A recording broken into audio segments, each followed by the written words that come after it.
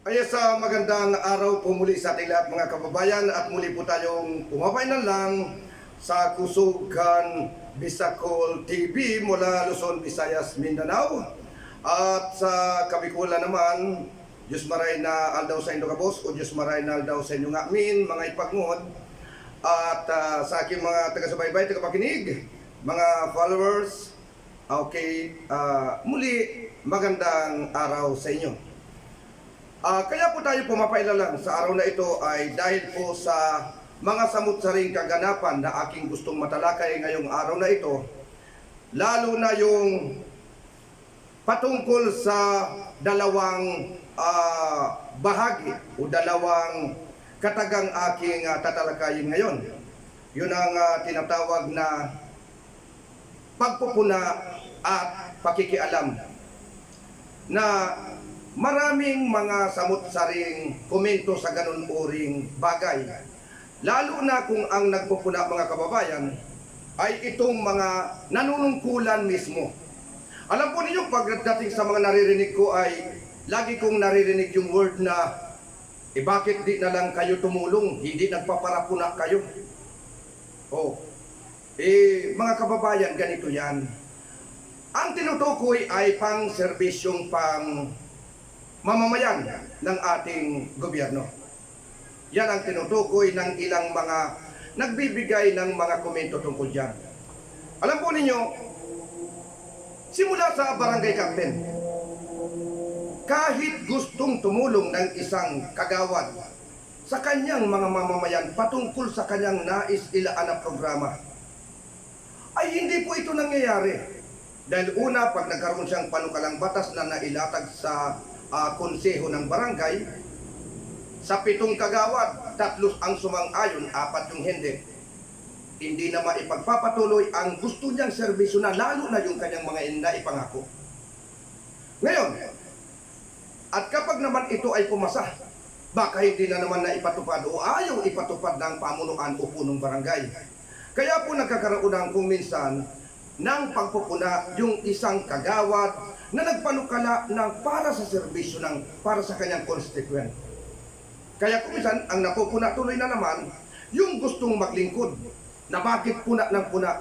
Kasi hindi po talaga nasang ayunan yung gusto niyang ipatupad sa kanyang kapwa mamamayan. Dahil sa ilang mga hindi pagkiling sa iba't ibang kadahilanan. Diretso po tayo sa Kongreso. Ang unang kapulungan ng Kongreso at ang pangalawang kapulungan ng Kongreso. Unang kapulungan ay kang House of Representatives at ang pangalawang kapulungan ng Kongreso ay ang House of the Senate. Yes. Ngayon, kapag naman ay mayroon panukalang matitinding batas at darating na naman doon sa Senado at ang masakla pa, pag napunta doon sa pinakamataas ay baka ibito pa. Yes. At ito naman, kaya hindi agad na aaprubahan o hindi magawa ng isang namununungkulan ang kanyang mga naipapangako mga kababayan. At ang nagagawa lamang ng mga may gustong maglingkod pero wala sa kanilang kamay ang kapasihan ay kailangan punain. Magpasalamat nga tayo dahil may nagpupuna. Paano kung wala? Hindi ang mangyayari po ay ano lang ang gusto natin gawin sa ating sarili ay yun na lang ang ating gagawin. Maghintay kung tayo bibigyan ng pwedeng mapakinabangan ng taong bayan. Kaya hindi po natin masisisi ang mga nangangako ito. At hindi rin natin masisisi ang mga mamumuna. Kasi nakasalalay po sa mga namumuno ng ating bansa ang kapakanan o pagpapatupad ng anumang proyektong pangsilbi sa taong bayan mula sa ating pamahalaan. Muli, nakasalalayan sa mga pinuno. At yung mga mabababa, ay yung trabaho talaga ay punain. Lalo na yung may kakayahan pumuna na nakikita ito sa mga taong hindi nasisilbihan pero nais niyang tulungan. Kaya minamarapat na tumatakbo sila sa mataas na posisyon upang ano talaga ang tunay na saloobin ay talagang mangyayari pag sila naman ang mga di natin masisisiyan mga kababayan. At wag tayong magsisi doon. Ngayon, tingnan nyo sa mga kanayunan o maging sa mga distrito. may mga congressman dyan at mga party list na tinatawag. Hindi sa loob ng 3 taon, sa daming party list, sabihin na natin 65 ang talagang ina-allowed na siyang uupo. Yes. Ang tanong, ano ang nakita natin sa loob ng 3 taon? Abay, may nakita ko. Mga party list ito na tumatakbo ng senador ngayon, at kapag nangako ay lalo na yung ayuda, na kung hindi daw dodoblin, titriplihin niya. Mga kababayan, 3 taon po nakaupo ang mga ito. May nakita ba tayo? At yung ayuda, totoo yan. Ngunit kung titingnan po natin, napakasaklap ito. Dahil sa isang barangay, usabat bawat mga purok o bawat sityos, ay may kukunin dyan mga 5-10. Ang ibibigay 5,000. Picture dito, picture doon, di nga maghapon, may 5,000 na. Ano ngayon ang masasabi ng mga araw-araw nagtatrabaho sa mga pagawaing mamamayan o pang pribado? Tingnan po ninyo, nagasakripisyo sila. 300, 500, 600 at 800. Maghapon 7 to 4 ang trabaho. At malalaman mo, bigla na lang may mga ayuda na anik-anik na halos papapicture na lang yung iba, isusumiti. Ngayon, tatagal ba ito sa loob ng 3 taon simula nang umupo ang mga nanunungkulan na ito o manunungkulan pa lang na nangangako ng ayuda? Dapat lang, at saan galing ito? Sa kabanang bayan na binibigay natin mga buwis o sa kanilang mga countrywide development fund? Tingnan nga natin. Kaya ang payo ko sa ating lahat, ito panahon na ng mga butante mamili. Lalo na yung mga party list na tinatawag sa inyong mga probinsya, mayroon yan. O, kung yan sa inyo, nakita nyo naman na naglilingkod sila at malalapitan ninyo. Kaya nga ba iniinggan ko ang mga sektor kung saan kayo nabibilang ay doon kayo bumoto. Magsasaka man yan, mangingisda, o kung anong sektor yan, iboto na lang ninyo. Para patas ang laban. Para maasikaso kayo. Sektor na magsasaka, may party list ang magsasaka. Sektor ng mangisda, may party list ang magsika. Mga workers, mayroon sektor yan. Hindi yung aatupagin natin kung paano magpaalis ng mga taong nanunungkulan. At pipikit-pikit pa yung mata. Tuwang-tuwa. Dapat matuwa tayo kung ang mga tao o ang mga nanunungkulan na ito ay nakagawa ng mga proyekto o programang kapakipakinabang sa loob ng 3 taong kanilang panunungkulan. Para naman itong pagpalaot nila muli, abay kahit ka na di mangampanya, iboboto ka. Dahil nakita aktwal sa iyong gawa, mga kababayan. Pero kung hindi mangyayari ito, ano nang mangyayari sa atin mga kababayan? Magiging tadhana na ba natin ito kung hindi tayo makakakita ng mga totoong mga maglilingkod? Ang mangyayari po nito, mga kababayan, para tayong nagkakaroon ngayon ng agam-agam kung tayo ba ay aasa pa o hindi. Pero huwag kayong mawawalan ng pag-asa mga kababayan. Huwag kayong mawalan. Kasi ang gobyerno naman, alam ko na hangad din nila na pagpatuloy ang kanilang serbisyo.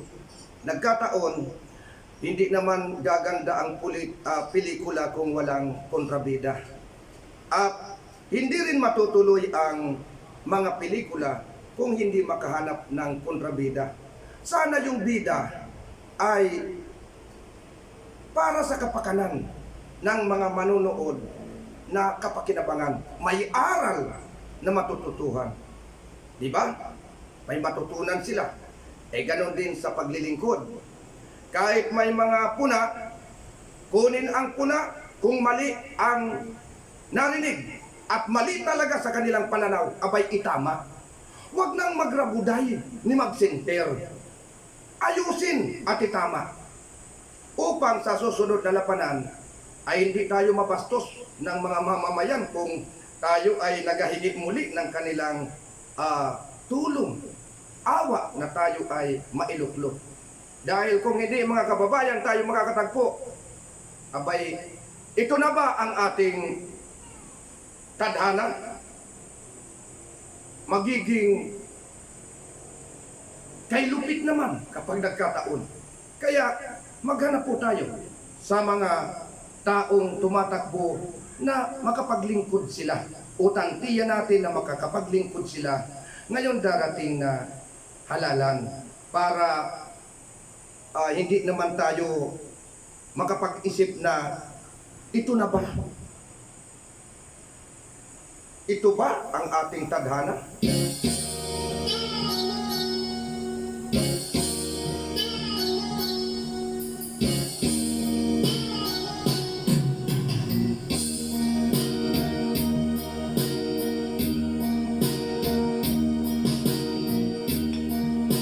Ito kaya ang kapalaran na tinagda sa aking buhay. Bakit bawat hakbang buhay may luhang nakalaan? Ako'y bigo sa aking pag-ibig dahil ako'y mahirap lamang. Kahit ako'y mahirap lamang, puso ko ay dapat umibig.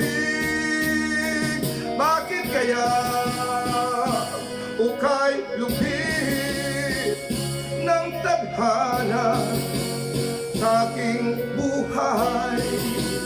Bakit ako'y pinabayaan sa aking kinalagyan? Kailan kaya mapapawi dibdib nito aking landas? Kailan ko pa masisilayan ang tanglaw sa aking buhay?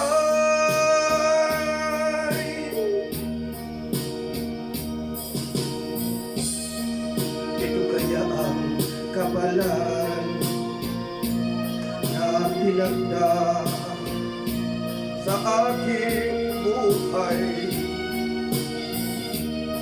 Bakit bawat habang buhay may luhang nakalaan? Ako'y bigo sa aking pag-ibig dahil ako'y mahirap lamang. Kahit ako'y mahirap lamang, puso ko ay dapat umibig. Bakit kaya ukay lupit ng tadhana sa aking buhay? Bakit ako'y pinabayaan sa aking kinalagyan? Kailan kaya mapapawi dilim nito aking landas? Kailan ko pa masisilayan ang tanglaw sa aking buhay?